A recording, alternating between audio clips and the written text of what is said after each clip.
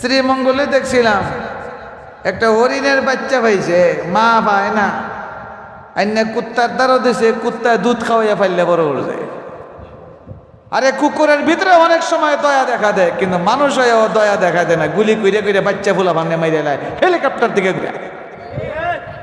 যারা এই রাষ্ট্রে হেলিকপ্টার থেকে গুলি করে মাসুম বাচ্চাদেরকে হত্যা করছে, এরা দেখতে মানুষ হলেও চরিত্রগতভাবে হাইওয়ান জানোয়ারের চেয়ে আরো নিকৃষ্ট। ডরাই নেতা আসতে মাতুন দি তো মুহতারাম হাজরিন, মানুষ আল্লাহ দুনিয়ায় পাঠাইছেন আল্লাহর খলিফা হিসেবে। আমরা কার খলিফা? বুঝে না কার খলিফা? আরো জোরে কয়। এটা মানুষে বুল্লে লিছে দিকে কি অবস্থা।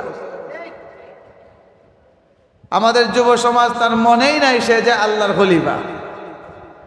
বান্যা যুগের মুসলমান মনেই নেই, যা একটা উরুস্তলি হইতেছে কেন, আমি কথা হইতেছি এখানটা চিল্লাচিল্লি এখানটা চিল্লাচিল্লি কি মাদ্রাসা সভা, কোন স্বেচ্ছাসেবক নাই, নিয়ন্ত্রক নাই কেউ। আমি পারি না তো, আমার তবিয়ত নাই এটা উরুস্তলি শুরু করছে, কিন্তু খাওয়া নিতেছে না। তা আমি খাই আইতাম, আমার পেটে বুক আছে।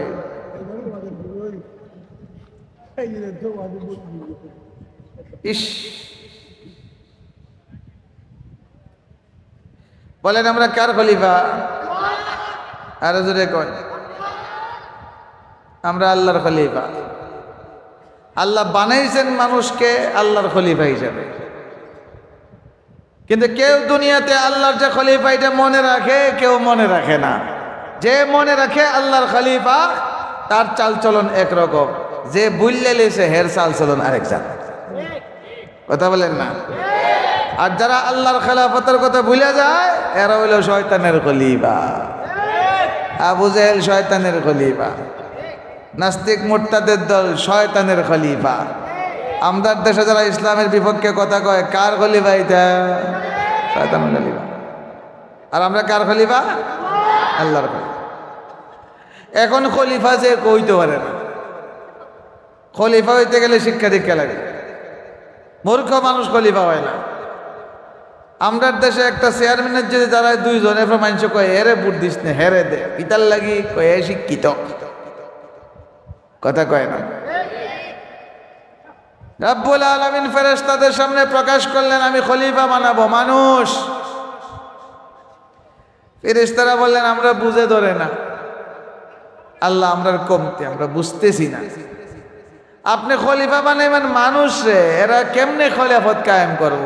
এরা তো একটার আর একটা মারবো, গালি রক্ত জড়াইব।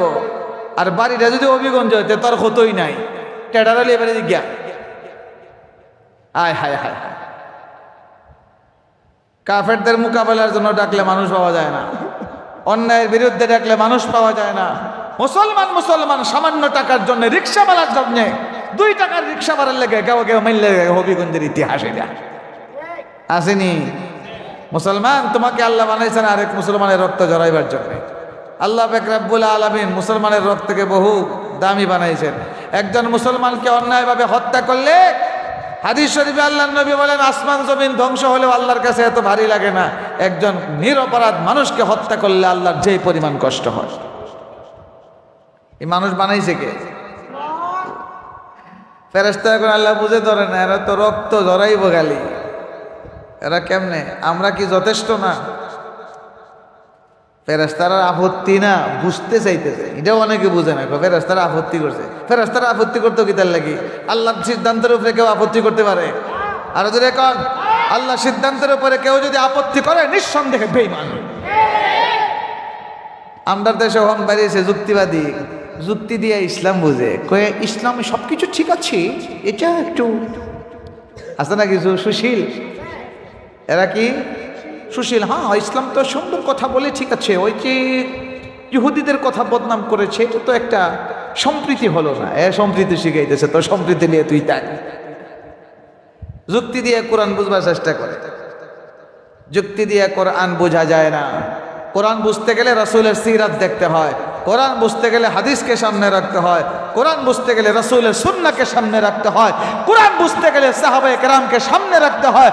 তারা সাহাবায়ে কেরামকে মাইনাস করে পবিত্র রাসূল করিম সাল্লাল্লাহু আলাইহি সাল্লামের পবিত্র সুন্নাহর হাদিসকে মাইনাস করে যারা কোরআন বুঝতে চায়, হে কোরআন বুঝবে না, এটা শয়তানের বন্ধু হইব। যুক্তি দিয়ে কোরআন বুঝালায় আসেনি আমরা দেশে একদল।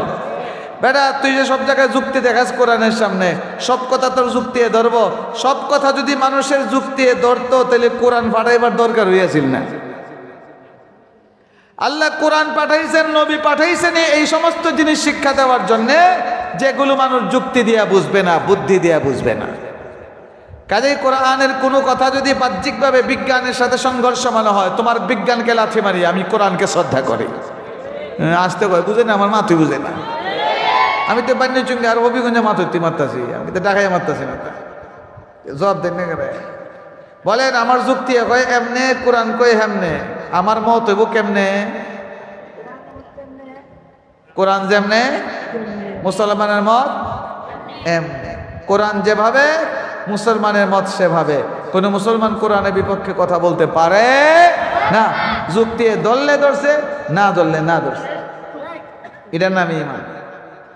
রাসূল করিম সাল্লাল্লাহু আলাইহি ওয়াসাল্লাম মেরাজ থেকে যখন আসলেন, মানুষের কাছে বলছেন আমি মেরাজ করে আসছি, রাতের সামান্য অংশের ভিতরে জান্নাত জাহান্নাম দেখে আসছি, বাইতুল মাকদিসে আম্বিয়া কেরামকে ইমামতি করে আসছি, সপ্ত আকাশ পাড়ি দিয়ে সাত আসমান পাড়িয়া আল্লাহর আরশের কাছে গিয়ে আইছি।